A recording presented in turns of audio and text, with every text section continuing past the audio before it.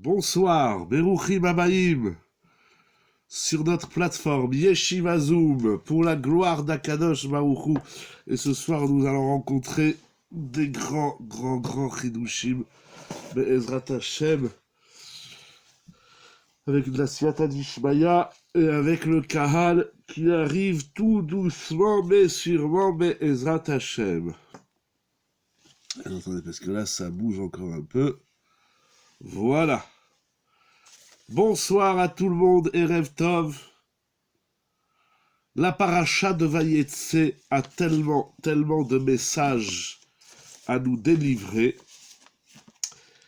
Et je vais étudier avec vous, dans un premier temps, quelques psukim au Perek Lamed Aleph. Pasuk Gimel.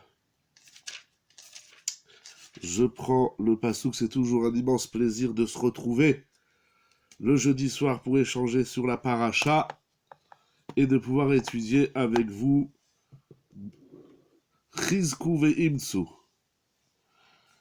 Au Perek 31, la Torah nous raconte, on va commencer un petit peu avant.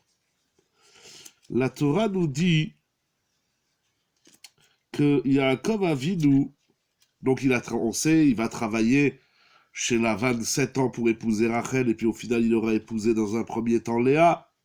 Ensuite, il va travailler encore 7 ans, il va épouser Rachel, il va travailler encore 7 ans, et il va rester encore 7 ans. D'après Rashi, au total, Yaakov Avinu, il restera 21 ans chez Lavan. Et voilà que Yaakov Avinu, au bout d'un certain temps, il décide de partir.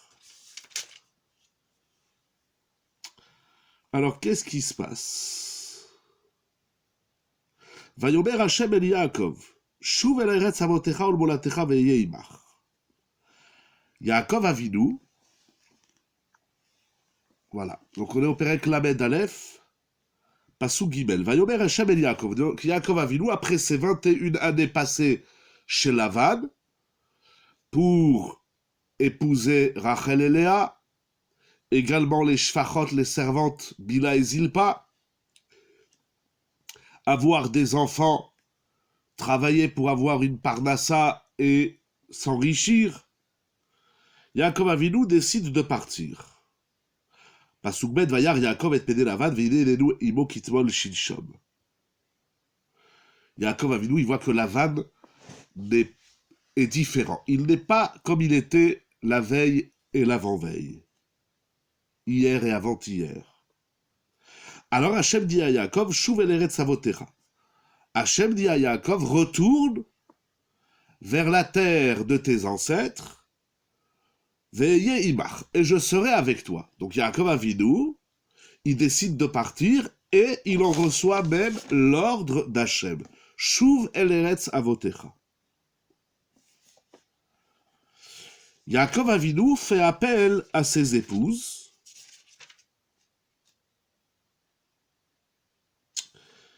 et il leur dit, Vayikra les Rachel ou les Léa, elles étaient dans le champ, avec le bétail, Vayomer lahem, et il leur dit, Roe anochi et pene avichem, je vois que votre père est différent avec moi,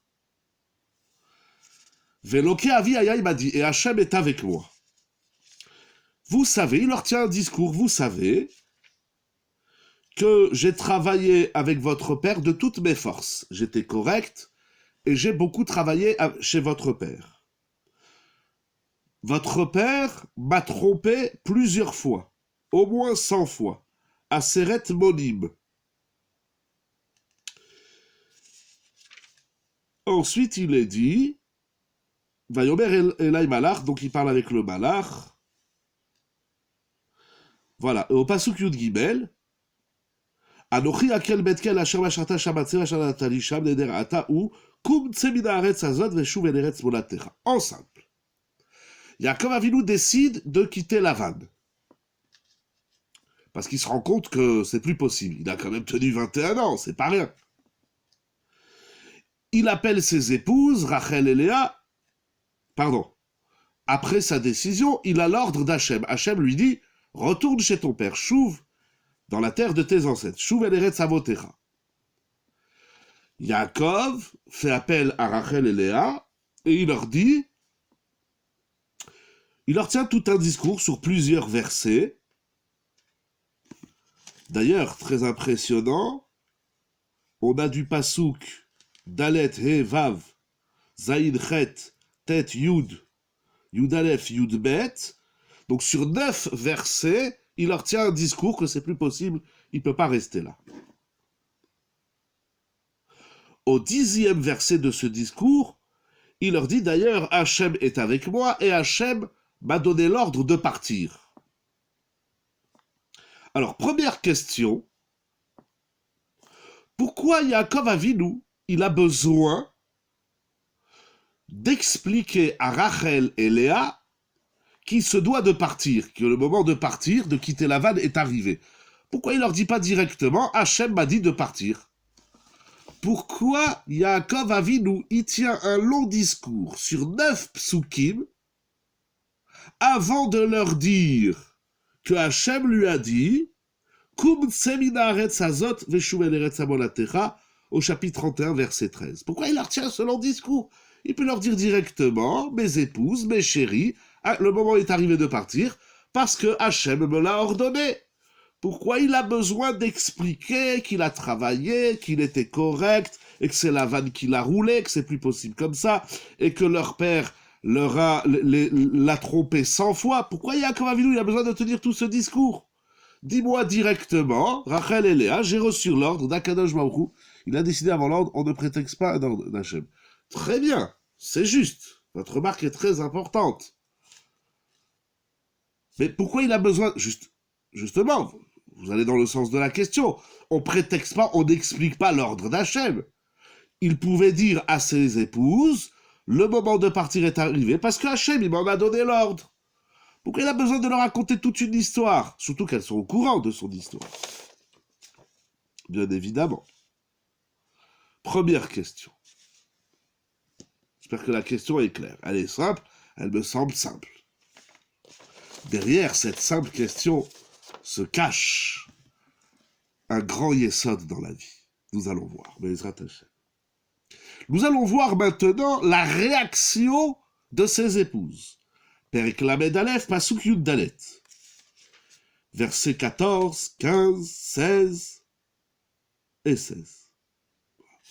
Sur 3 psukim, Vataan, Rachel et Léa. Rachel et Léa répondent quoi à Yaakov? Elles auraient pu lui dire, ok, on te suit. Elles aussi, elles ont tout un discours. Vatomarnalo, aod lanu chelek venachal amemet avinu. Est-ce que nous avons encore un droit d'héritage dans les biens de notre père? Nous sommes considérés à ses yeux tels des étrangères. Il nous a vendus. Il nous a pris notre argent. Ki kol asher itzil Elokim avinu lanuhu ulvanenu. Donc elles aussi se plaignent de, on va dire, l'incorrection de la vanne. Quand on s'adresse à son épouse, il faut simplement expliquer les tenants et les aboutissants, même si cela paraît évident. Intéressant ce que tu dis, mon cher ami. On va y revenir. Parce que ta réponse ici, c'est-à-dire tu dis que ce que Yaakov vécu n'est pas ce que Rachel et Léa ont vécu. Pourtant, elles vont prétexter le même discours que Yaakov. Elles disent à Yaakov, c'est vrai, notre père est un homme malhonnête, incorrect, maladroit. Nous aussi, il nous a volé. Yaakov se plaint que Lavan l'a volé. Il dit, je ne peux plus vivre avec votre père. C'est le moment de partir. Et elles vont avoir le même discours. Je ne comprends pas ce que vous dites. Parce qu'elles ont le même discours. Ils disent, c'est vrai, notre père, il nous a déshérités et il nous a volé notre pognon. Il nous a volé notre argent. Donc Yaakov et Rachel et Léa sont tous du même avis. Alors, toi, tu proposes, Moshe, notre cher ami d'Eretz Israël, Baruch Haba, tu proposes de dire qu'il faut expliquer à sa femme. C'est vrai et c'est pas vrai. Pourquoi? C'est vrai parce que, c'est vrai, on n'arrive pas comme ça du Beth Midrash, on dit à sa femme, tu sais, dorénavant, c'est comme ça, c'est assourd, c'est ça qu'il faut faire. C'est vrai, il faut expliquer, il faut conduire, amener son épouse, sa famille, ses enfants à faire la mitzvah. Mais, deux choses sur cette réponse qui me paraît insuffisante. Pourquoi? Premièrement, ça va pas répondre pourquoi Rachel et Léa, elles aussi, elles tiennent un discours. Elles auraient pu dire, on a très bien entendu ton discours, on adhère à ton discours, c'est l'ordre d'Hachem, on s'en va. Pourquoi elles aussi, elles ont besoin de parler de Lavan et de dire que Lavan c'est un voleur, etc. Deuxième question, quand tu vas expliquer quelque chose à ta femme, c'est pour vérifier la concordance du vécu alors. Point par point. Si tu dis que c'est pour expliquer, c'est normal, c'est vrai, tu rentres à la maison, tu as appris une halakha, tu rentres pas comme un tank à la maison et tu l'imposes à ta femme, ou à tes enfants, ou à ton mari. Tu vas lui expliquer, mais tu lui expliques quoi? Tu lui expliques la mitzvah. Il aurait pu dire à Rachel et Léa, vous savez, le moment de partir est arrivé parce que Hachem me l'a ordonné, et voilà les tenants et aboutissants, comme tu dis si bien. Qu'est-ce que j'ai ici? Rien du tout. Les tenants et aboutissants de la mitzvah. Par exemple, tu apprends une halakha dans Ilchot Shabbat. Sur Borer, sur toute halakha soit-elle. Alors, tu vas pas faire un discours sur quelque chose d'extérieur. Yaakov, il n'a pas besoin d'expliquer que Lavan c'est un voleur, que Lavan il est malhonnête. Il aurait pu leur dire, les amener à la mitzvah au tzivouï. Donc deux questions sur ton pshat. Je suis d'accord qu'on n'arrive pas à la maison comme un tank et on impose la Torah et les mitzvot, même si elle s'impose. Il faut amener sa femme, son mari, ses enfants à comprendre l'enjeu et les tenants aboutissants de la mitzvah. Mais deux questions. Ça veut dire que cette idée-là, qui est vraie, elle ne répond pas ici. Pourquoi? Premièrement, parce que Yaakov, il leur explique pas la mitzvah. Deuxièmement, Rachel et Léa aussi, elles ont ce discours. Elles auraient pu dire, on a très bien compris ton discours, on est d'accord avec toi. Mais elles aussi, elles vont nous dire que Lavan, c'est un voleur. Donc pourquoi? Alors vous dites, c'est pour savoir si le vécu est commun. Alors j'ai une question sur votre pshat. Dans le couple, on va le faire dans le sens de l'histoire ici de la Torah. Yaakov Avinu, il a un problème avec son beau-père. D'abord, c'est pas évident de dire à des filles, ici Rachel et Léa, au moins, vous savez, votre père, c'est un voleur, il m'a trompé, ça fait 21 ans, etc. C'est pas évident de défoncer, je sais même pas si on a le droit, bien sûr, Yaakov il a le droit, bien évidemment, mais ramenons ça à nous. Mettez-vous dans la peau de Yaakov. Vous avez travaillé 20 ans avec votre beau-père. Vous vous rendez compte, au fur et à mesure, au fil des années, qu'il est malhonnête, qu'il vous paye pas assez, qu'il vous paye mal, qu'il vous vole, etc., etc. Vous allez voir votre épouse, vous dire, tu sais, ton père, c'est un voyou, c'est le chef de la mafia, je peux plus rester ici. D'abord, encore une fois, quelle est la nécessité de parler ainsi? Tu me dis, écoute, je m'entends pas avec ton père il est comme il est, je suis comme je suis, voilà, 21 ans, j'ai travaillé avec lui, c'est déjà énorme que Yaakov Avinu, il ait tenu 21 ans chez Lavan. Mais premièrement, t'as pas besoin d'expliquer, ou tu expliques. Maintenant, vous dites, c'est pour voir si l'épouse, ou ici les épouses en l'occurrence, sont d'accord. C'est aussi pour être en coordination avec sa femme, pour avoir son approbation. Alors, point par point. Si j'oublie de répondre à ta question, tu me la renvoies. D'abord à la question précédente. Maintenant, imaginez, alors soit votre épouse, elle est d'accord avec vous, dit c'est vrai, tu as raison, mon père c'est un voleur et tout, il faut partir. Maintenant, je vous pose la question. Si votre épouse n'est pas d'accord dans ce schéma, le mari prétexte une bonne raison. En vérité, il a deux bonnes raisons. Première raison, je peux plus travailler avec ton père, c'est un voleur, c'est un homme malhonnête qui m'a trompé 100 fois à Seret Monim. 100 fois en 21 ans, c'est pas rien. Et deuxièmement, j'ai l'ordre d'Akadosh Baruch Hu de partir. Alors vous dites, c'est pour voir si, pour avoir l'approbation, ou pour voir si ses épouses, ou son épouse, est d'accord avec lui. Je vous pose deux questions. Premièrement, qu'est-ce qui se passe si mon épouse n'est pas d'accord avec moi? Je lui exprime un problème. Je lui explique, je lui fais part d'un problème. Imaginons que Rachel et Léa auraient répondu, non, notre père, c'est un homme qui est très honnête. Bon, tu t'es pas entendu avec lui. Ça peut arriver, c'est dommage. Bon, ça fait pas 3 semaines qu'il travaille chez Lavan, ça fait 21 ans. Donc, soit l'épouse, elle est d'accord, comme vous dites, soit elle n'est pas d'accord. Ça veut dire, elle accepte pas les prétextes de son mari, ce qui peut arriver. C'est pas parce que j'exprime un problème dans mon travail ou dans ma vie que ma femme, obligatoirement, elle va me dire « je suis d'accord avec toi ». Cependant, je vous pose une question. Soit ma femme, elle est d'accord avec moi, elle me dit « c'est vrai, tu as raison, c'est un problème, il faut qu'on s'en aille, il faut qu'on réfléchisse sur une solution, une perspective nouvelle ». Deuxième possibilité, elle me dit « je suis pas d'accord avec le problème que tu mets en avant ». Bon. Maintenant, il y a deux possibilités. Ou, Chazvé Shalom, elle est méchante, et elle me dit, je suis pas d'accord avec ton problème, et je suis pas d'accord avec ta solution, donc moi, je veux qu'on reste ici, etc., je veux qu'on reste chez Lavan, mais c'est égoïste, vous comprenez bien. Ça veut dire, j'exprime un problème à ma femme, elle me dit, je m'en fous. Mais c'est pas sympa. Alors, on va essayer de trouver un nouvel état, une nouvelle situation qui va nous permettre aux deux dans le couple, aux deux conjoints, d'être heureux, d'être satisfaits dans la vie. Mais je peux pas, moi,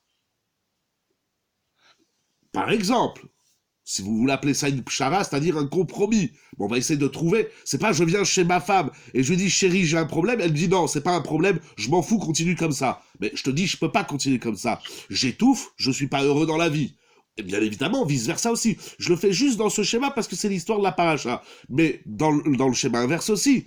C'est une discussion, pas une imposition. On évolue dans le dialogue. Très bien. Donc ma femme, donc vous comprenez bien que si le conjoint, la même chose de l'autre côté, si ma femme m'exprime un problème dans son travail, dans n'importe quoi, je vais pas lui dire mais non, c'est pas un problème. Allez, continue comme ça dans la vie.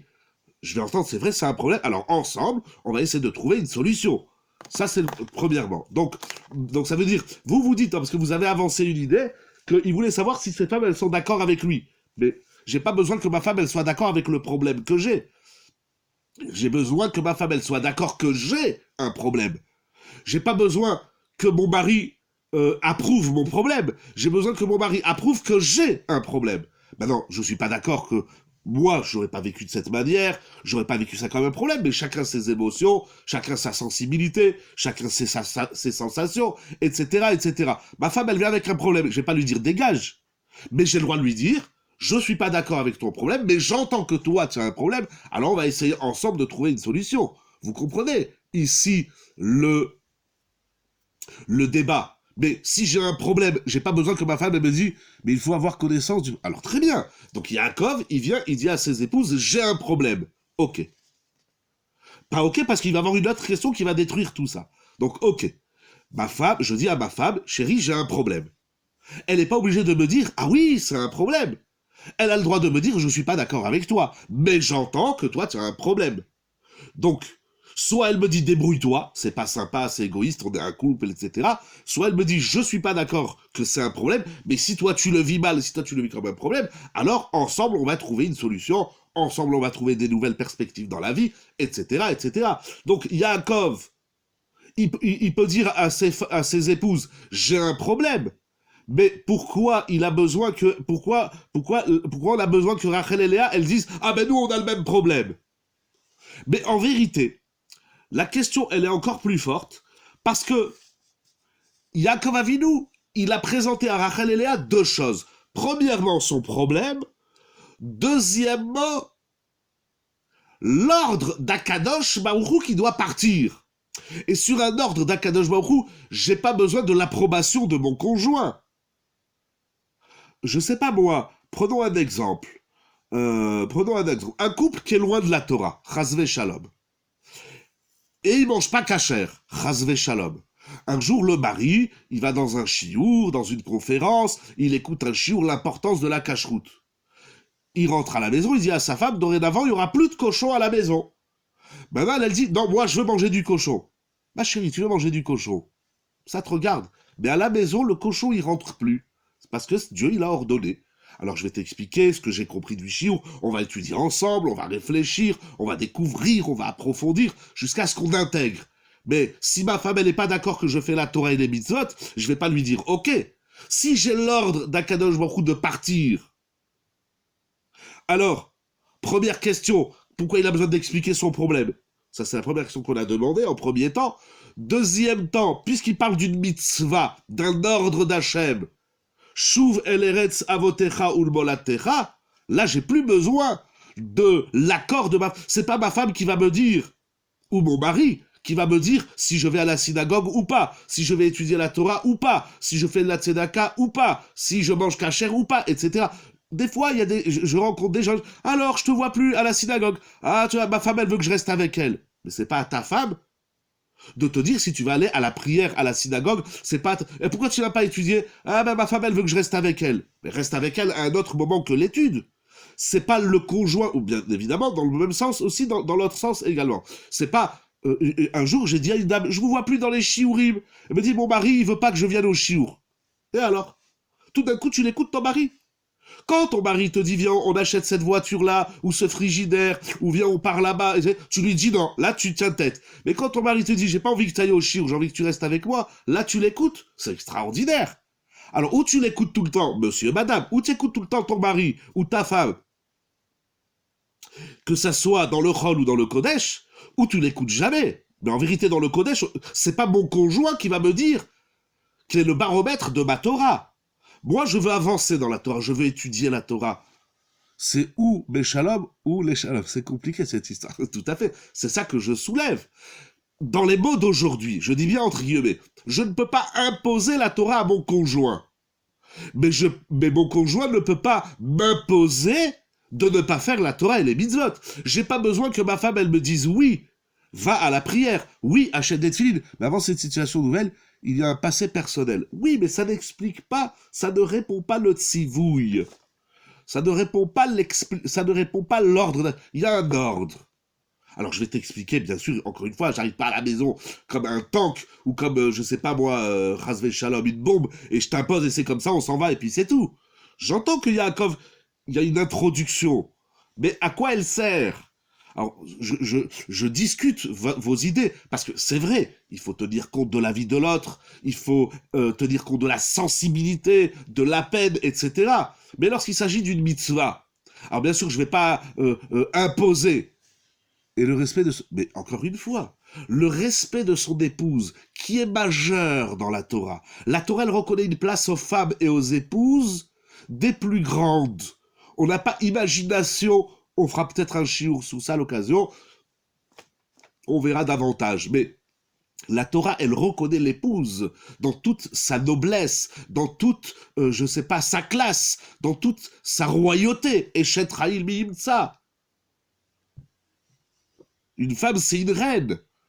Oui, c'est pas que des mots, c'est une réalité. Mais le respect d'autrui, quel qu'il soit, et a fortiori celui de son épouse ou de son mari, parce que vous dites il faut respecter son épouse, il faut aussi grandement respecter son mari, ça va dans les deux sens, le respect mutuel est commun dans le couple. Mais le respect que je dois à ma femme, le respect que je dois à mon mari, ne doit pas être au prix d'enfreindre la Torah et les mitzvot. C'est exactement ça que je dis. Ça veut dire, chérie, dorénavant, il n'y a plus de cochons qui rentrent à la maison. Ça, c'est pas un manque de respect. En quoi c'est un manque de respect? Je veux faire la Torah et les mitzvot. Tu veux, tu me suis, tu veux pas, tu as ton libre arbitre. Mais c'est pas parce que je te respecte que je vais manger ton cochon.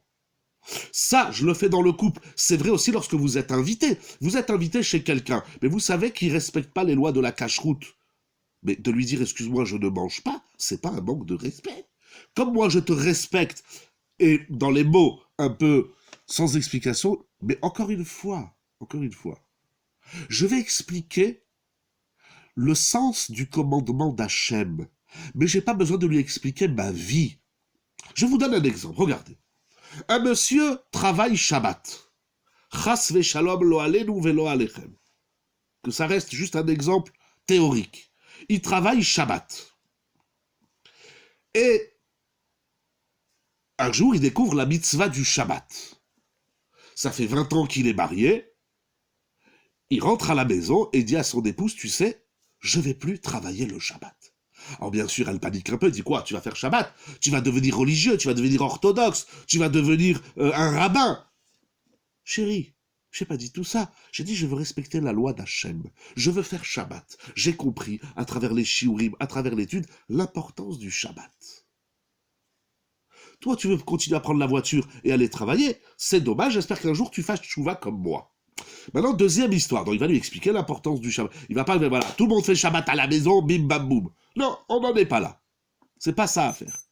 Maintenant, imaginez deuxième histoire. Toujours un bonhomme qui travaille Shabbat, il rentre à la maison, il dit à sa femme, tu sais, j'ai un grand problème, ça se passe très mal avec le patron. Il me paye pas à jour, il me paye mal, il me parle mal, je veux plus rester dans ce travail. Alors là, la femme, elle me dira, ah, je comprends, bon, reste là-bas, le temps que tu trouves autre chose, que tu puisses te retourner. Il lui dit, non, mais je peux pas parce que il y a une mitzvah, c'est de faire Shabbat. Ah ben alors, dis-moi directement que tu dois faire Shabbat, qu'est-ce que tu me racontes ton histoire? Bon, vous avez compris le problème que j'ai dans la paracha. J'ai souvent soulevé cette question parce que c'est une question qui me dérange. Pourquoi? Qu'est-ce qu'on doit tirer? Encore une fois, le respect d'autrui ne dit pas que je dois consommer, que ce soit de la nourriture ou les idéologies ou toute autre chose provenant de l'autre. Je respecte ma femme et je ne suis pas d'accord avec elle. Je respecte mon mari, mais je ne suis pas d'accord avec lui.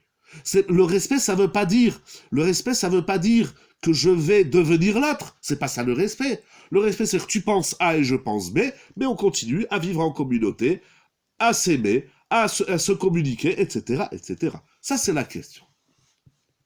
Donc, vos idées qui tournent autour du couple, pour ma part, surtout, encore une fois, lorsqu'il s'agit de respecter la Torah et les mitzvot. Là, ça se discute pas. Parce que tout à l'heure, tu as dit, mon cher ami, tu as parlé de Pshara. Pourquoi en 20 ans, Yakarino n'a rien dit de sa contrariété? Très bonne question. Très très bonne question. Pourquoi Bichlal, il fallait qu'il reste là-bas 21 ans? Moi, au bout de 2 semaines, je serais parti. Très bonne question. Parce que tout à l'heure, un des Chaverim de ce soir a dit, dans le couple, on fait des psharot. On cherche des compromis. Alors attention, c'est vrai, comme je te disais, c'est pas vrai. Pourquoi? On cherche des compromis dans les choses de la vie. Où est-ce qu'on va habiter? Où est-ce qu'on va passer les vacances? Voilà. Donc on cherche des compromis, des arrangements pour que tout le monde soit heureux. Ça, c'est vrai dans la vie. Mais dans la Torah, il n'y a pas de compromis. Si moi, j'ai compris qu'il faut que je mange cachère, ma femme, elle va pas m'imposer de manger du cochon, ou du chameau, ou du lapin, ou appelez ça comme vous voulez. Là, il n'y a pas de compromis. Il n'y a pas de compromis dans la Torah. Si le matin, je dois aller à la tfila à 7h, ou à 8h, ou au minyan qui se trouve autour de moi, c'est pas pour faire plaisir à ma femme que je vais pas aller à la tfila. Avec tout le respect qu'on se doit, et tout l'amour qui existe qui règne dans un couple, je vais pas diminuer. C'est ce qu'il y a à parler pour lui ou pour ses épouses. Ah, voilà. Ça a mis 27 minutes 52 secondes pour y arriver. Voilà. Regardez le Yesod. Je vais pas ne pas aller à la tfila le matin ou étudier un Machavuta le soir ou l'après-midi pour faire plaisir à ma femme. Dans la Torah, il n'y a pas de pshara. Il y a de la douceur, des rachéa d'Arke Noam. Les voix de la Torah sont agréables et douces, mais il n'y a pas de compromis. Très bien. Sans occulter les maîtres, mais il y a un enjeu de shalom, comment faire? Très très très très très grande question. Comment faire cohabiter, conjuguer le shalom et le émet? C'est une grande question, c'est pas le sujet de ce soir. On en reparlera. Moral Verabotai, la question précédente, c'est la réponse.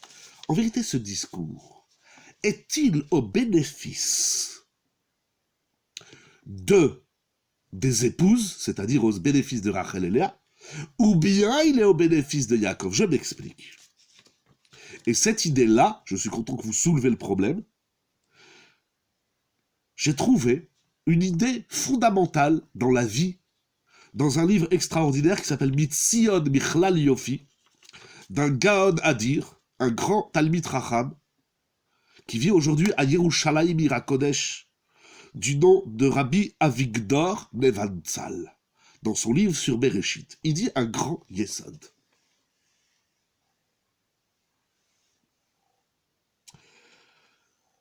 Le Yesod est le suivant. Je réfléchis comment le dire pour que ça passe mes Darke Noam.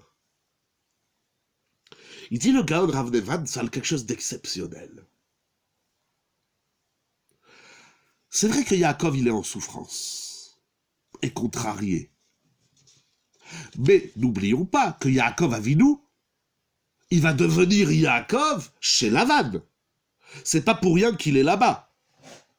Il y a un chiour extraordinaire de Rav Moshe Shapira Alav Shalom dans Shuvi Vedecheze sur la paracha, pourquoi Yaakov il est là-bas? Vous vous demandez pourquoi il est parti, moi je me demande Bichlal pourquoi il est là-bas. Qu'est-ce qu'il va faire là-bas pendant 21 ans? Il va se former, il dit c'est comme les béné Israël en Égypte, on est devenu le clan Israël parce qu'on était en Égypte. Alors le Rav Nevansal, regardez qu'est-ce qu'il dit.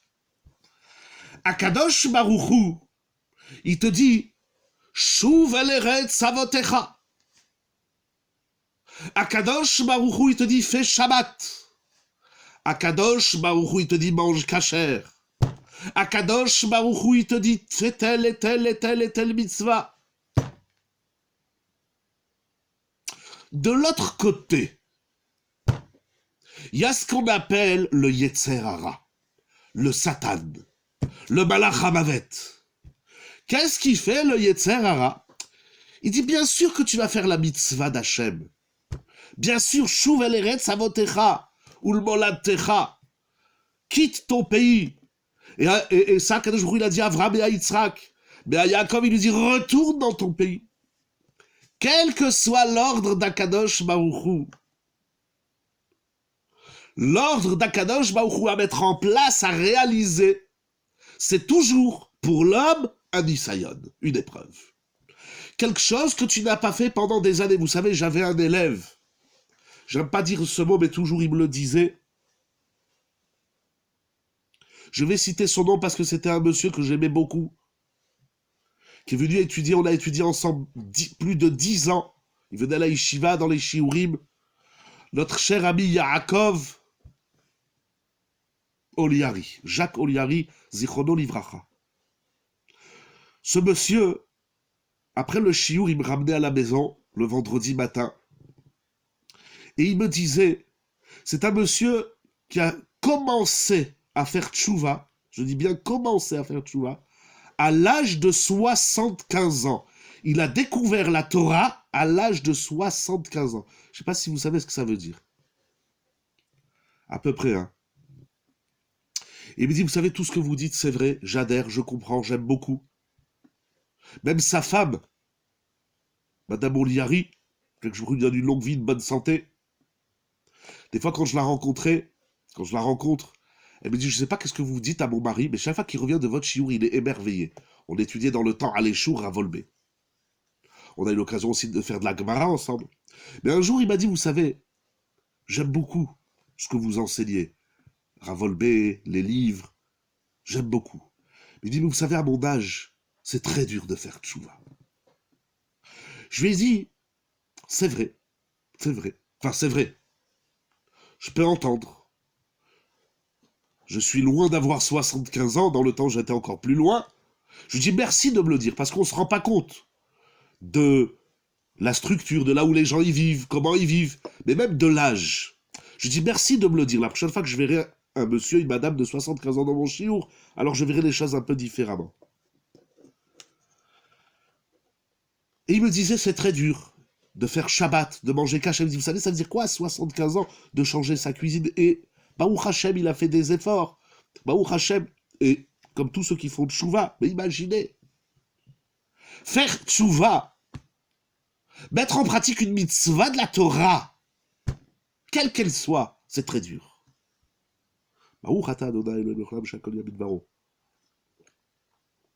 C'est très dur. Ne pas dire du lachon hara, c'est très dur. C'est immensément dur. Faire du chesed, c'est très dur. Il y a le petit chesed, c'est pas ça. Le chesed amiti authentique. La hirat shamayim, ou encore plus simplement, parlons du Emet, l'amida de Yaakov dans ce discours. C'était pour Yaakov lui-même d'abord, exactement. Ça veut dire quoi? Il dit le Rav Nevansal, quelque chose d'exceptionnel.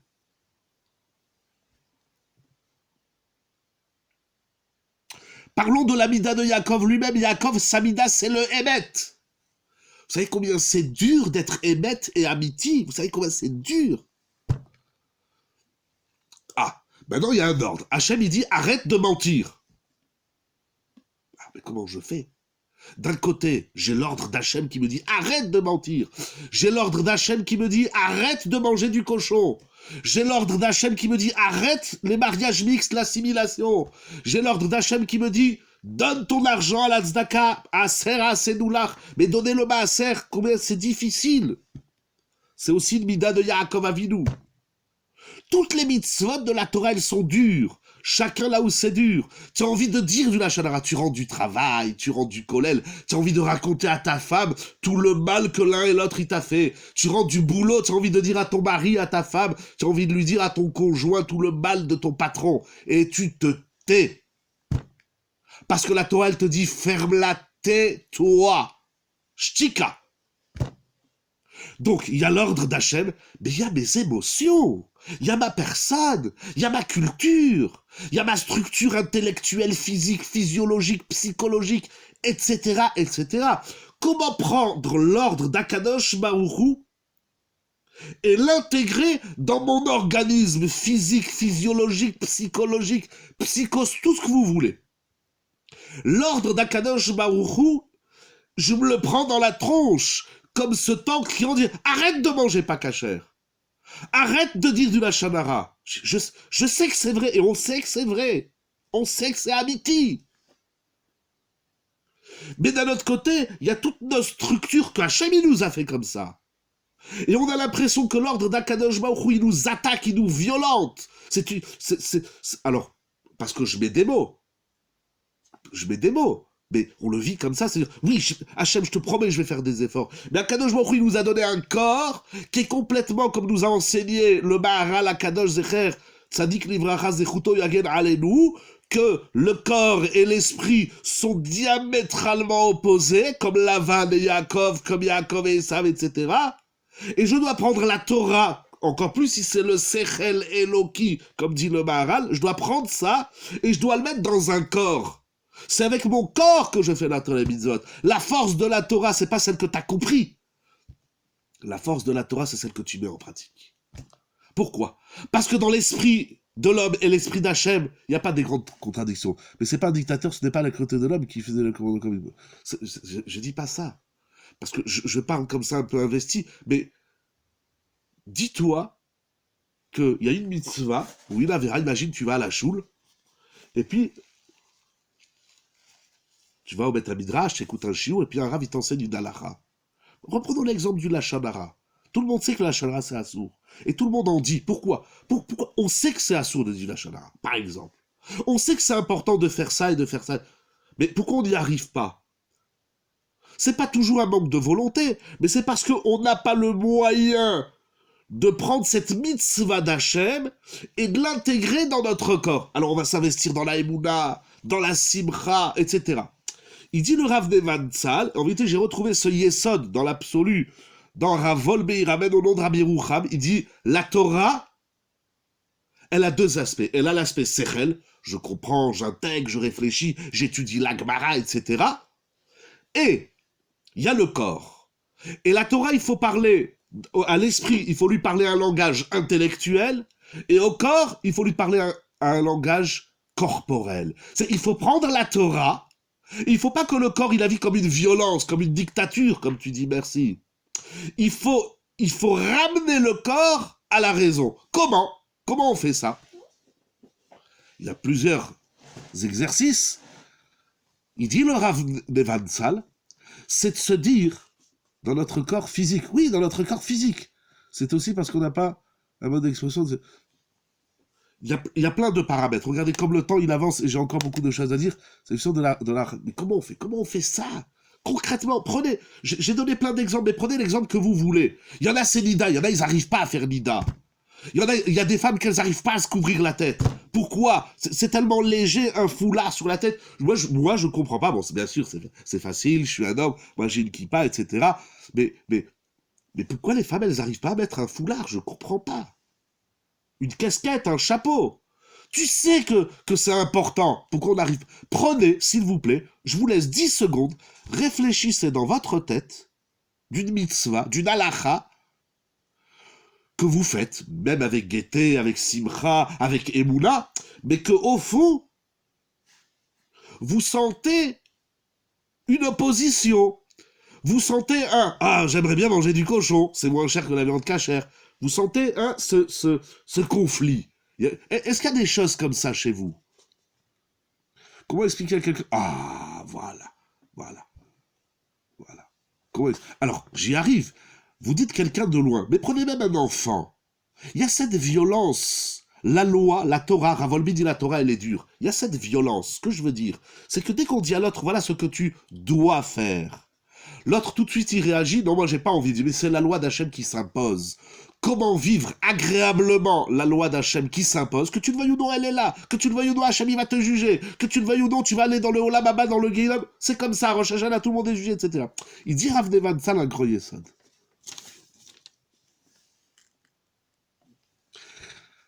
Il dit Rav Nevan Tzal, les tzadikim, quand ils accueillent, quand ils entendent l'ordre d'Hachem, en plus de comprendre et d'être ma'amim et de yirat shamim, de tout ce travail qu'on fait nous dans les mitzvot, ils vont ramener le corps. Je vais vous dire dans ces mots, il appelle ça Zed Arkam Shel Tzadikim Tamid Leaktin Anisayon.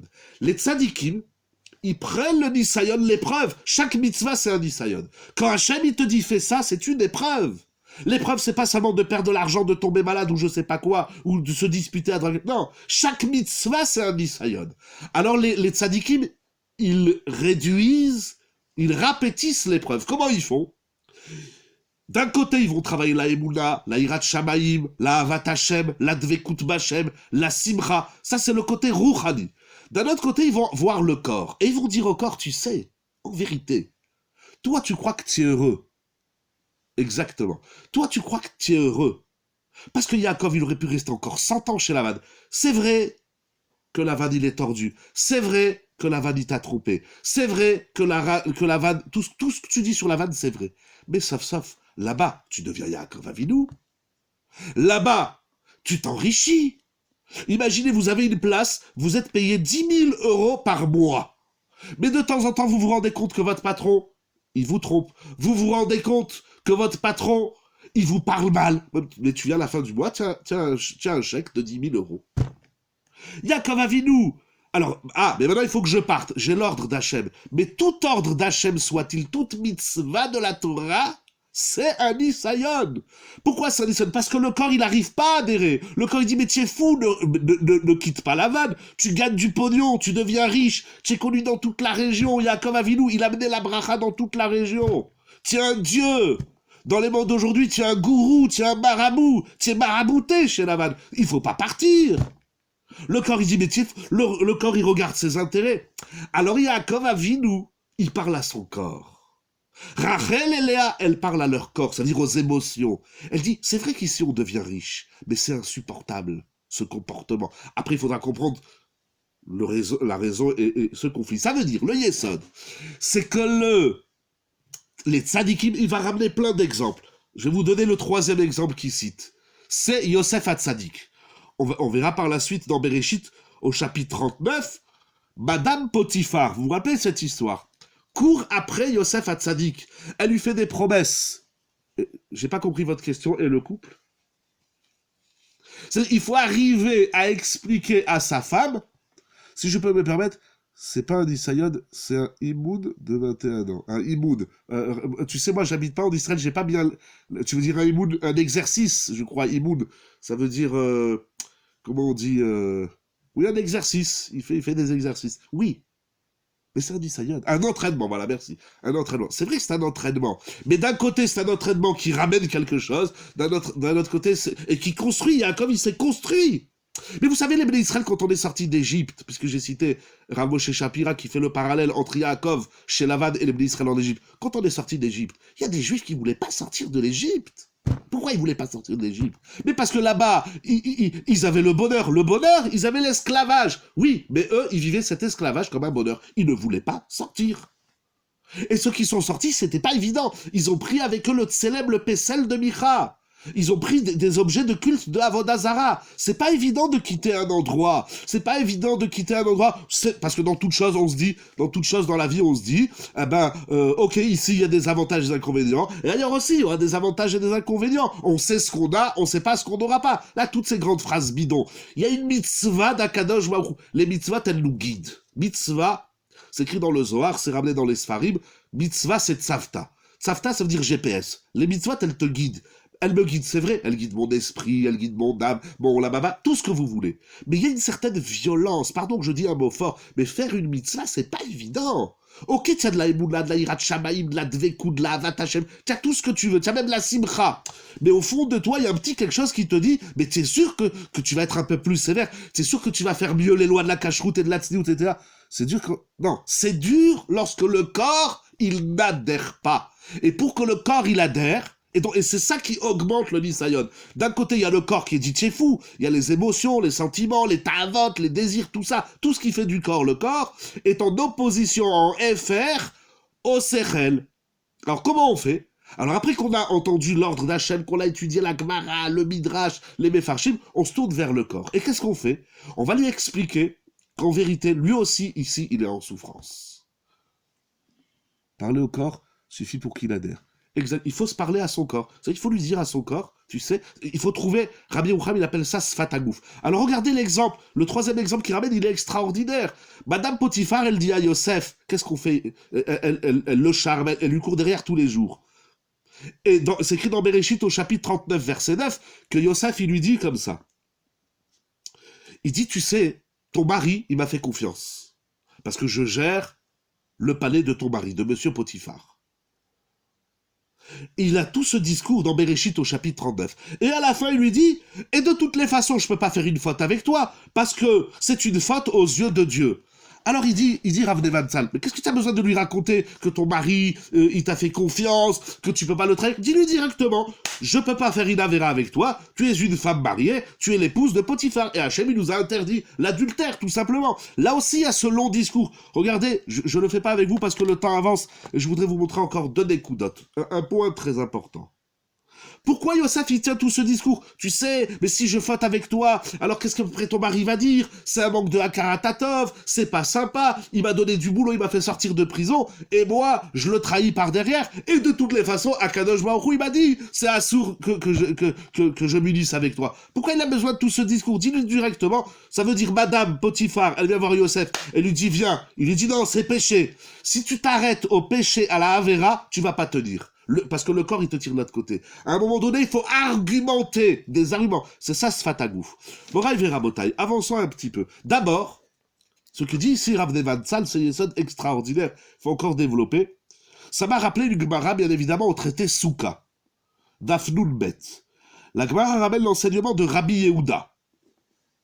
La vera, ce n'est que l'expression du corps. Tout à fait. Ça peut être aussi l'erreur du sechel, mais l'erreur du sechel, elle vient de l'expression du corps. Alors la Gemara, elle dit au traité Souka d'Afnoun Bet Amoud Aleph. Rabbi Yehuda nous dit qu'à la fin des temps, les Hatid Lavo, Akadosh Baruch Hu, il va amener le Yetzer Hara devant les Rechaïm et devant les Tzadikim. Et regardez qu'est-ce qu'il dit, c'est incroyable. Les Rechaïm, on va commencer par les Tzadikim dans l'ordre de la Gemara. Les tzadikim, quand ils voient le Yetzer Hara, ils voient en face d'eux une montagne immense. Et ils disent, c'est incroyable, on a surmonté cette montagne. Les Rechaïm, quand ils voient le Yetzer Hara, ils disent, mais le Yetzer Hara, c'est un cheveu, c'est nul. Mais comment on a fait pour pas surmonter ce cheveu? Qu'est-ce qu'il y a écrit ici dans cette Gemara?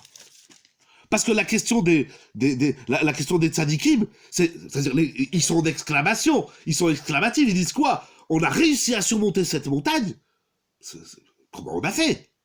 Mais bête, la question, elle est très forte. Alors, je leur pose la question, moi, au tzadikim. Alors, si c'est une montagne, si les Hatid Lavo, tu vas voir le Yetzer Hara comme une montagne. Alors, dans le Olam Hazé, comment tu l'as surmonté? C'est très simple. Comment les tzadikim ont réussi à surmonter cette montagne durant toute leur vie? Mais c'est très simple. Parce que toute leur vie, ils ont vu de la petitesse dans le Yetzer Hara. Ils ont dit ça, cet Avera, c'est bidon, c'est nul. Qu'est-ce que je vais gagner? Qu'est-ce que ça va m'apporter? C'est-à-dire, en d'autres termes, voilà pour moi le Yesod, lorsque le Yetzer Hara, il est venu, il a dit quoi? Tu vas faire la Torah et les mitzvot? Tu vas manger kasher? Tu vas te couvrir la tête? Tu vas aller au mikveh? Tu vas donner de l'argent à Tzedaka? Quoi? Tu es fou? Lui, il a regardé Yetzer Hara, il dit, pourquoi tu paniques? Pourquoi tu t'excites? Maximum, on peut discuter. C'est le Yetzer Hara qui augmente, qui amplifie ce Nisayon. Et comment les tzadikim, ils arrivent à surmonter cette montagne? Yaakov a parlé à son corps en parlant à ses femmes. Exactement, c'est ça le Yesod. Yaakov, il se parle à lui-même. C'est ça qu'il dit Rav Nevan Tzal. Ça, c'est le Yesod de Rav Nevan Tzal. Alors, ça veut dire que le tzaddik, toute sa vie, quand le Yetzara est venu, il dit allez, vas-y, fais la vera. Vas-y, fais, oh, détends-toi. Pourquoi tu t'excites? Pourquoi tu paniques? Les gens, ils sont là, parlez du Shabbat. Les gens, ils disent quoi? Je vais faire Shabbat, mais je vais gagner moins d'argent. Je vais mourir. Les tzaddikim, ils disent au Yetzara, qu'est-ce que tu vas mourir? Quoi, tu vas mourir? Tu sais combien de gens, ils travaillent pas Shabbat? Tous les chômeurs, tous les retraités, et ils meurent pas, hein. C'est pas parce que... C'est pas... etc. Et les coiffeurs, ils travaillent pas le samedi. Et les banques, elles travaillent pas le samedi. Vous voulez que je vous fasse la liste de tous ceux qui travaillent pas le Shabbat? Pourquoi il y a que les commerçants qui travaillent le Shabbat? Adi lo yodéa, je sais pas. Ah ben change de métier, va travailler dans une banque, qu'est-ce qu'il y a? Je peux pas dire des chiffres, je les connais pas, je suis pas fort en statistiques. Comme les futurs éventuels présidents de la République. Mais je sais pas si la moitié de la France, elle travaille le Shabbat. Je sais pas s'il y a 1/10 de Français qui travaillent le Shabbat. À part la police, les pompiers, les médecins, qui c'est qui travaille Shabbat? Il y a plein de cabinets qui sont fermés les samedis. Les pharmacies, elles sont fermées les samedis et le dimanche. Pas toutes, ok, mais pourquoi quand tu rencontres une mitzvah de la Torah qui dit il faut pas travailler Shabbat, tout de suite tu paniques? Ben, comment je vais faire? Je vais mourir. Le tzaddik qui dit au Yetzara, oh, calme-toi, on va trouver des solutions. Tu vas voir, tu as besoin d'un jour de repos. Au Yetzera, il faut pas lui dire, mais c'est Shabbat, c'est l'Olam Haba. Ça, c'est un discours du Sechel, de la Neshama. Le corps, il comprend pas ce discours. Il faut lui trouver un discours où même le corps, il dit, ah ouais, c'est vrai, t'as raison. Mais comment je vais faire pour pas dire du Lachon Hara? Mais tu sais, à part les journalistes sur Terre, il y a personne qui dit du Lachon Hara. Alors si une fois tu dis pas du Lachon Hara, tu vas pas mourir, et si tu meurs, eh ben tu mourras, qu'est-ce qu'il y a? Personne n'est mort parce qu'il n'a pas dit du Lachon Hara. Si je dis pas de Lachon Hara, je vais m'étouffer, je vais mourir. Bah, vite, il faut que je dise à quelqu'un. D'abord, t'as pas besoin de dire à quelqu'un, va tout seul au fond du jardin, enferme-toi dans ton toilette ou dans ta salle de bain, et balance tout le Lachon Hara que tu veux. L'autre, il n'a pas besoin d'entendre ce que tu penses sur l'autre.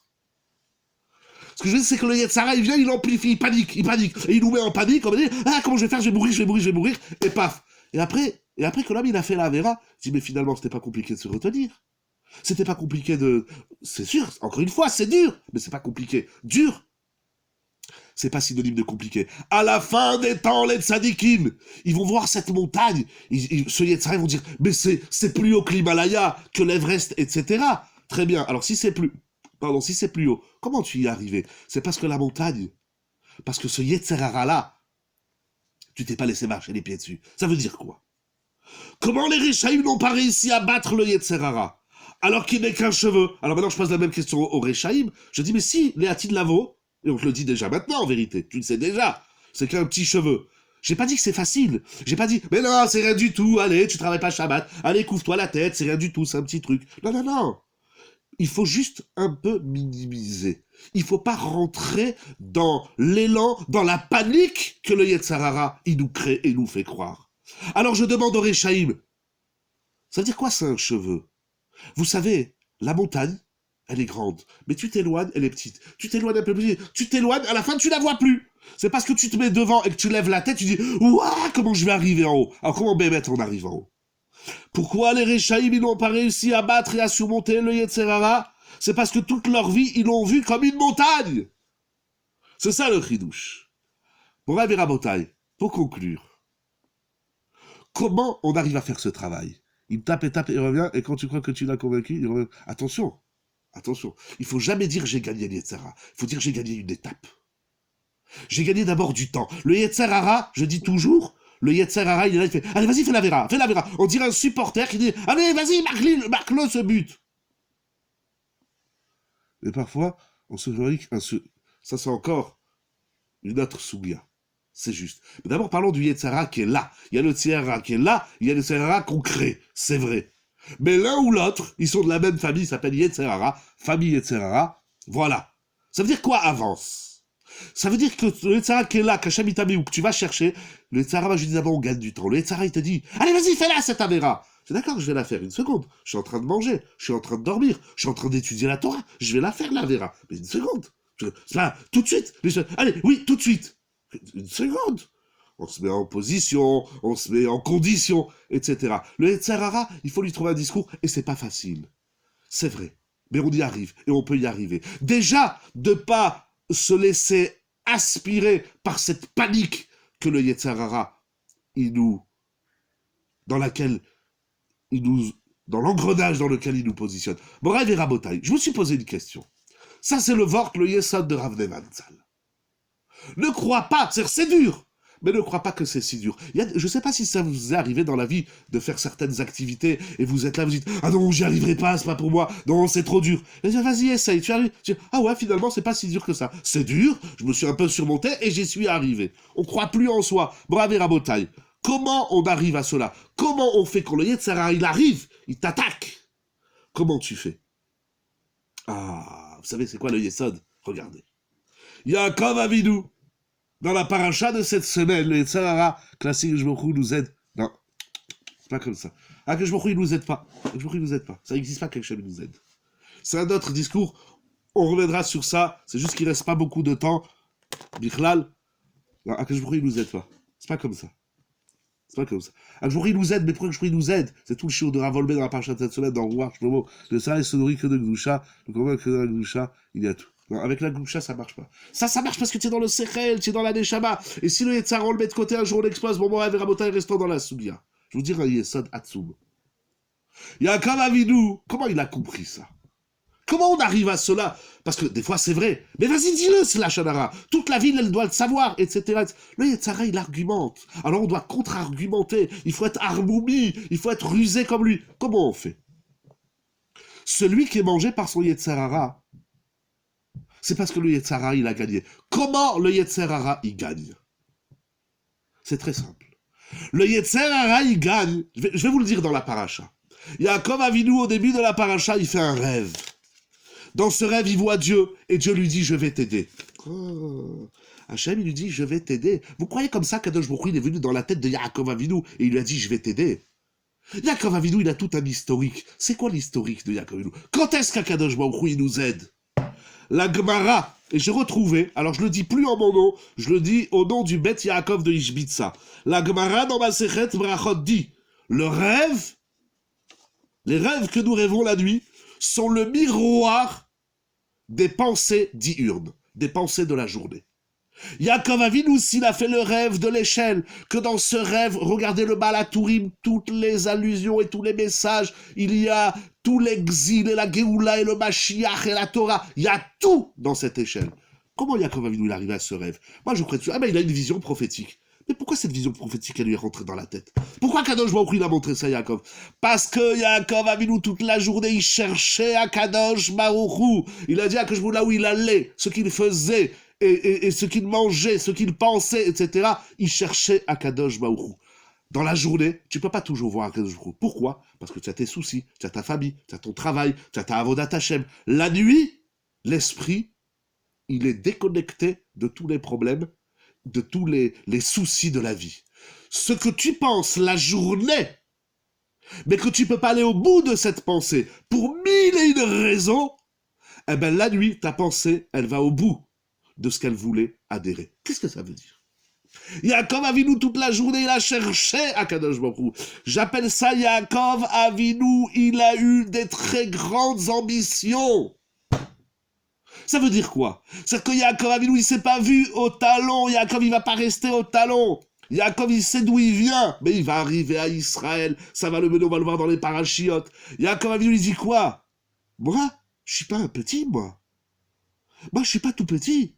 Et ça, c'est le combat de l'homme avec le Yetzara. Vous savez, ça me rappelle les enfants. Quand un enfant lui dit ne fais pas ça, tu es petit, qu'est-ce qu'il répond? Dites-moi, qu'est-ce qu'il répond à un enfant? Il dit, ne fais pas ça, c'est trop petit. Qu'est-ce qu'il répond, l'enfant? Vous n'avez pas d'idée? Vous avez jamais entendu des enfants? Qu'est-ce qu'ils disent, les enfants? Quand on dit c'est trop petit, qu'est-ce qu'il dit? Pas du tout. Moi, voilà. Un enfant, il dit, mais pas du tout, je suis pas petit. Il n'est pas plus haut qu'une demi-pomme. Et il n'a pas dépassé ses 2 ans. Il dit, moi, je suis grand, moi. Mais t'es pas grand, t'es petit. Non, non, non, non. Je suis pas petit, je suis grand. Et je me comporte comme un grand. Alors pourquoi quand l'homme il est petit, il veut être grand, et quand il est grand, il se voit petit? Pourquoi? Parce que ça, c'est l'œuvre du Yetzara. Le Yetzara, il dit à l'homme, mais t'es petit. Qu'est-ce que tu crois que t'es? Qu'est-ce que tu crois? Tu crois que tu vas devenir un tzaddik? Tu crois que tu vas devenir Baba Saleh? Tu vas devenir le Chazanish? Tu vas devenir Rabbi Akiva? Tu vas devenir Rabbi Meir Balanes? Tu vas devenir Moshe Rabbeinu? Mais arrête de rêver! Voilà le Yetzer Hara. Il nous empêche de rêver. Oui, il nous fait rêver les belles voitures, Dubaï, les voyages, les loisirs. Voilà qu'est-ce qui nous fait rêver. Des trucs inutiles, des trucs qui servent à rien, des trucs que tout le monde kiffe mais qui servent à rien. Mais quand tu rêves ta vie, là, le Yetzer Hara, il t'empêche. Il te dit, qu'est-ce que tu rêves? Qu'est-ce que tu rêves? C'est quoi tes ambitions? Ça, tu crois que tu vas y arriver? Déjà, si tu arrives à faire Birkat Amazon, déjà, rien qu'à le lire. Qu'est-ce que tu crois que tu vas devenir un tzaddik? Le Yetzer Hara, il nous donne une image petite de nous-mêmes.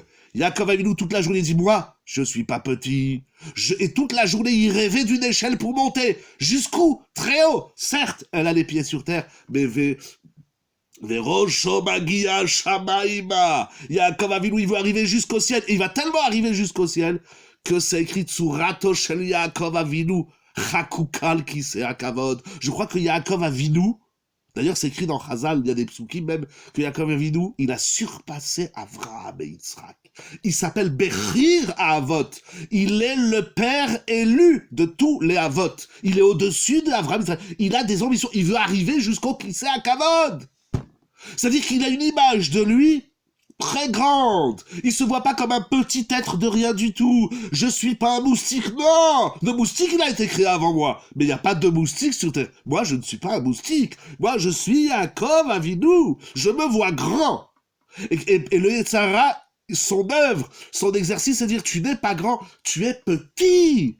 Et là, il va dire, je ne suis pas petit, je suis grand. Et je vais te montrer que je peux faire un Birkat Amazon avec une kavana du Hari Akadosh. Et je vais te montrer, pas seulement le mikvé comme le Harizal. Faites la tfila comme le Harizal. Mettez les tzitziot comme le Harizal. Faites Shabbat comme le Harizal. Le Harizal, il n'a pas inventé que le mikvé, il n'a pas été mechadesh que le mikvé. Et pas que la Kabbalah, le Harizal, il a été mechadesh toute une Torah. Les gens disent, voilà, je vais au mikvé comme le Harizal. Oui, mais tu manges du cochon, pas comme le Harizal. Tu parles comme un cochon, pas comme le Harizal. Pourquoi tu as pris que le mikvé? Tu crois que tu vas aller rentrer dans un mikvé? Ça y est. Oui, pour les femmes, oui. Toi, reste à la maison. Envoie ta femme au mikvé. Ça, c'est des oraïsés. Tu veux faire comme le Harizal? Il n'y a pas de problème. Pourquoi il a eu besoin de dire qu'il est grand, qu'il n'est pas petit? Le monde a été créé pour lui, il a été créé pour toi. Exactement. Parce que si tu te dis pas que tu es grand, alors le Yetzer Hara toute la journée, mais c'est petit, tu n'y arriveras pas. Et les parents, regardez des fois dans le chinour, des fois dans l'éducation, un enfant il veut faire quelque chose, il dit papa regarde je vais faire ça. C'est mon fils, tu rêves ou quoi? Mais arrête de rêver, il faut voir la réalité de la vie. Ça, c'est les plus grands propos magiques et destructeurs du Yetzer Hara. Tu n'y arriveras pas, tu es trop petit. Ça, c'est le combat de l'homme. Et ça, le corps, il entend. Quand tu dis à quelqu'un, mais t'es nul, toi, t'es petit, t'es nul. Il y a des gens toute la journée, ils subissent ça, allez-nous dans leur couple, ou au travail par leur patron. Mais t'es nul, t'y arriveras à rien du tout. T'es bidon, qu'est-ce que tu vaux? Qu'est-ce que tu fais dans ta vie? Rien du tout. J'essaie de me rappeler une histoire, si je me rappelle de l'histoire jusqu'au bout. Il y a plusieurs histoires comme ça qui vont dans ce sens, qui témoignent de cette idée. Le Yetzer Hara, il te dit t'es petit. Dites à quelqu'un dans la rue, t'es un mesquin, toi, t'es nul, tu vas prendre une patate. La pire insulte qu'on puisse dire à quelqu'un, c'est t'es nul. Tu arriveras à rien. Oh, alors fais la Torah. Bon voilà, tu fais un peu la Torah, un peu le Shabbat, un peu la cacheroute. Mais si moi je te dis que t'es nul, si je te dis que ta Torah elle est nulle, ça va te faire de la peine. Mais alors pourquoi quand c'est ton Yetzer Hara qui te dit que t'es nul, ça te fait pas de la peine, tu dis, c'est vrai, je suis nul. Imaginez, je le ferai pas, Ras Vechalila, imaginez qu'on ferait un test. Rav, je me mets avec les Talmidim, je suis Talmid. On va voir le Rav, dites-moi si ma Torah, elle est bien ou elle est pas bien. Emet, voilà. On est dans la Mida de Yaakov, c'est le Emet. Rav, est-ce que vous me voyez tous les matins à la choule? Ah non, tiens, toi, je te vois pas. Alors, ta tfila, chlet. Allez, suivant. Toi, tu viens, je te vois. Rav, ma tfila. Vous pensez que je fais une bonne tfila ou pas? Imagine que le Rav, il te regarde dans le blanc des yeux, et te fait ta tfila, elle est pourrie, elle est nulle. Bon, tu lis, voilà, t'as la tfila. Je crois que Hachem, il va te répondre comme ça. Allez, investis-toi. Mais j'arrive pas. Alors, d'un côté, ça nous ferait du bien, de temps en temps que le Rav... En même temps, il y en a qui sont vraiment pas top, ils se voient comme des grands tzadikim de la Torah, et ça les freine et tout. Ils se suffisent. Ah. Alors je vais vous dire un yesod. Le Yetzer Hara, il n'a pas le droit de me dire que je suis petit. Mais le Yetzer Hatov, il me dit, t'es pas si grand que ça. Effectivement, il faut trouver l'équilibre entre je suis grand. Non, pas je suis grand. Alors, merci, je vais corriger. Je suis grand, mais je pourrais être encore plus grand. Ou bien, un petit peu différemment, je peux grandir davantage. Vous avez raison. C'est pas je suis grand, je suis fini. Il y en a, ils se prennent pour des tzadikim. Il y en a, ils se prennent pour Dieu. Il y en a, ils se prennent pour des malachim. En même temps, bon, merci d'avoir soulevé la question, la remarque. Ça veut dire quoi? Ça veut dire quoi? Dans notre Torah, on se suffit de peu. C'est notre Yetzer Hara qui nous dit tu arriveras à rien, tu es petit. Ah pourquoi quand ton Yetzer Hara te dit que t'es petit? Imagine, je l'ai fait avec le Rav, mais imagine c'est ta femme à la maison. Le remède de Yetzer Hara, c'est l'ambition du meilleur. Exactement, merci, j'allais conclure comme ça. C'est l'ambition de devenir meilleur, de grandir, avoir des grandes ambitions, mais d'être conscient qu'il faut monter les échelons, qu'il faut avancer, pas à pas. Le problème de celui qui dit qu'il est grand, lui, il est foutu, il est fermé. Non, on n'est pas grand, on grandit. Voilà, on va dire comme ça, dans le verbe, dans l'action. Le Yetzer Hara, il te dit, tu es... Ou il va te dire, ça y est, c'est bon, ça y est, tu es un tzaddik, tu peux pas être plus tzaddik. Mais en général, le Yetzer Hara, il est là pour dire à l'homme, tu n'y arriveras pas. Je l'ai fait entre le Rav et le Talmid. Faites-le dans le couple. Quand ta femme, elle te dit, excuse-moi, mais pourquoi tu te prends là dans la vie? Tu crois que tu es un tzaddik? Tu crois que t'es... Pourquoi tu te prends? Tu crois que tout ce que tu fais, c'est bien. Quand ta femme, elle te fait une critique, elle te dit que tu es nul, ça te tue, ça te met KO. Quand un homme, il dit à sa femme, mais tu crois que tu sais cuisiner? Regarde ma mère comment elle cuisine bien. Tu sais cuisiner, tu sais rien faire du tout. Ça te fait mal. Ça veut dire que quand c'est un humain, c'est absurde de parler comme ça à sa femme et à son mari, bien évidemment. Et pourquoi on se permet aux enfants? Lui, il est nul, il n'arrivera à rien du tout. Pourquoi on lui dit ça? Pourquoi on le fait pas rêver? On lui fait pas croire qu'il peut être quelque chose de mieux et qu'il peut grandir et avancer. J'ai déjà raconté Rav Ovadia Yosef, une anecdote. J'ai plein d'histoires dans la tête, mais il est tard. On va s'arrêter là, Moraï Verabotaï. Mais lorsque les petits-fils de Rav Ovadia Yosef à la Shalom, ils venaient lui dire, papy, j'ai eu 18 en Gemara. Il lui dit, je te pose une question. Pourquoi tu n'as pas eu 20? Pourquoi tu n'as pas eu 20? C'est bien 18 en Gemara, mais pourquoi tu n'as pas eu 20? Tu pourrais avoir 20 sur 20. Mais ça veut dire, on va à un examen, on dit, c'est sortir des tsarot des Metzaï. C'est comme ça qu'on sort. C'est quand on voit. Et Bémet, merci aussi de soulever, de voir large, voir exactement. Parce que c'est ça. Ceux qui ne sont pas sortis d'Égypte, ils n'arrivaient pas à voir autre chose que l'Égypte. Ils n'arrivaient pas à se projeter. Moraï Verabotaï. Le yesod que je voulais partager avec vous ce soir, c'est cette Gemara. Achalom ou mirouré deliba. Le rêve, c'est le miroir de ce à quoi tu penses toute la journée. Vous savez pourquoi les gens ils font des cauchemars? Je ne suis pas psychanalyste. Je ne suis pas psychologue, je ne suis pas médecin. J'étudie la Torah, j'essaye, quelque chose qui nous donne, Bezrat Hashem, la force, la santé, la vie, la chorma pour étudier la Torah. Vous savez pourquoi un homme il fait des cauchemars? Parce que toute sa vie, c'est un cauchemar. Parce que toute la journée, et comment je vais faire ça? Et comment je vais faire ci? Amen et pour tout le monde. Amen, tu crois que je vais arriver? Toute la journée, on entend des insultes. Toute la journée, on entend « t'es nul, t'es petit, t'y arriveras pas ». Et toute la journée, on se dit « et comment je vais payer ça? Et comment je vais faire ?» On vit dans le drame. Alors quand on vit dans le drame, on ne peut rêver que du drame. Mais si toute la journée, on rêve de nos ambitions, qu'on réalise petit à petit, et on arrête d'entendre ce Yetzer Hara qui nous fait croire qu'on est petit.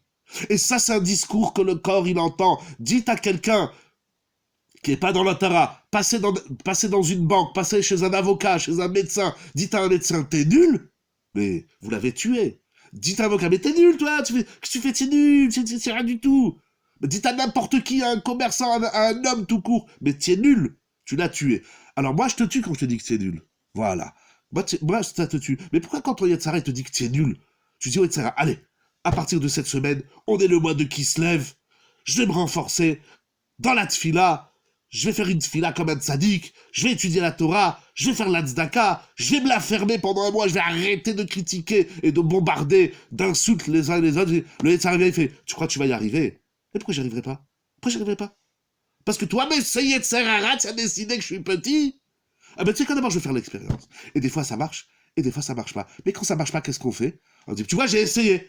Et alors, dans la pardassa, tu t'arrêtes pas? Imaginez quelqu'un, il dit, pourquoi tu travailles pas? Il dit, j'ai essayé un métier, ça n'a pas marché, un métier, ça n'a pas marché, alors j'arrête. Et tu vas faire quoi? Non, il y a des domaines où on s'acharne pour que ça marche. Dans le couple, il faut s'acharner, il faut arrêter de baisser les bras. Il faut arrêter. Ah ben voilà, on a essayé, on a consulté, ben ça marche pas. C'est pas grave. Débrouille-toi. Il faut que ça marche. La vie, elle doit marcher, elle doit avancer, elle doit courir. Tu dois monter sur une échelle en courant, mon ami Rabotaï.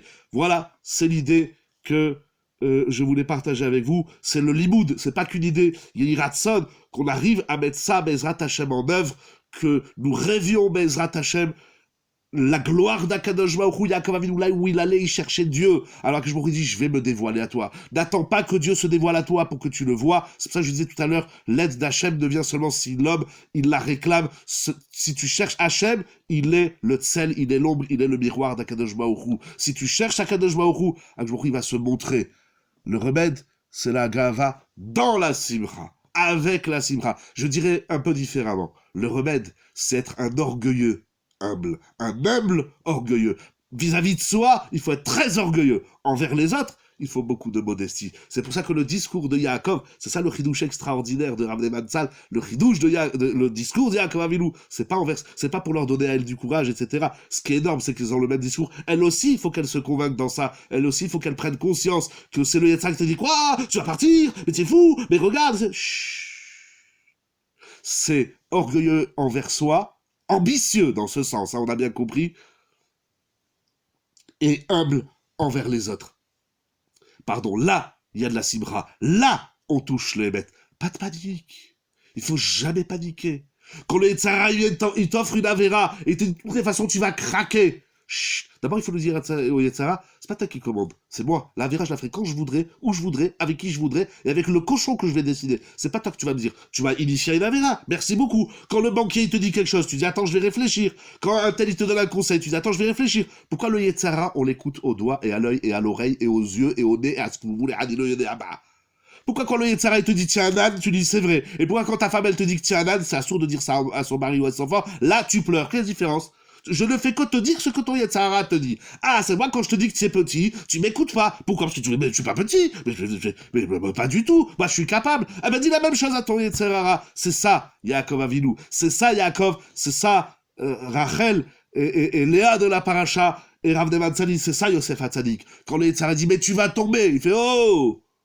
Laisse-moi, tant que c'est moi que je décide si je tombe ou je tombe pas. Yiratzon qu'on ne tombe jamais. Yiratzon, de savoir qui on est, d'apprendre à se connaître et d'apprendre à se connaître à l'extrême. La grandeur, le sabbat de Slabotka, il disait Gadlut Adam, Romemut Adam, on est plus que capable. Yiratzon, qu'Akadosh Baruch Hu, il nous donne cette clairvoyance, qu'on peut aller plus loin, qu'on peut faire mieux la Torah, qu'on peut faire encore plus pour étudier la Torah et la Tfila, que ce soit pour nous, que ce soit pour le clan d'Israël, et surtout, pour que ça soit pour la gloire d'Akadosh Baruch Hu. Un grand merci à toute l'équipe de Yeshiva Zoom, à tout le Beth Midrash. Merci beaucoup à vous. Toda Rabba, Bracha Vatzlacha au Beth Midrash virtuel de Yeshiva Zoom. Merci pour vos Amen Vechanemar. Merci pour vos remarques, pour vos questions, pour vos réponses, pour notre échange. C'est dommage qu'après dans les vidéos, il n'y a pas tout ça qui apparaît. Mais en tout cas, voilà, des fois, je le lis à voix haute pour que ceux qui nous écouteront par la suite pourront bénéficier aussi de vos remarques, de vos idées. C'est notre étude, c'est notre Beth Midrash. Morav Rabotai, un grand merci à toute l'équipe. Toda Rabba pour la gloire d'Akadosh Baruch Hu. Shabbat, Shalom, Ume Vorach, Besimcha U'tuv Levav. On est tous des grands. Et on va grandir encore plus, Bezrat Hashem. Shabbat, Shalom, Toda Rabba.